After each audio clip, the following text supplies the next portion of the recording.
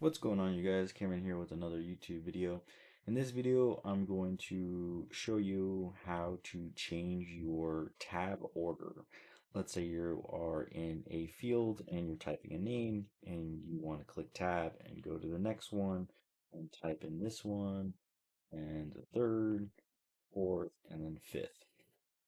And the cool thing with this is we can actually set this tab order under the layouts tab here, and we go to set tab order. You can click the button on clear all, and you can click on the first, second, third, fourth, and then fifth, and that sets your order. The cool thing is every time you click clear all and you click on the next one, it's always going to restart with 1, 2, 3, 4, and 5. So that's something to note with setting tab order. You can set it whatever way you want. Let's say we want to do 1, 2, 3, 4, and then 5. You can do that in FileMaker. You click OK, you exit your layout, and you can tab from 1, 2, 3, 4, 5.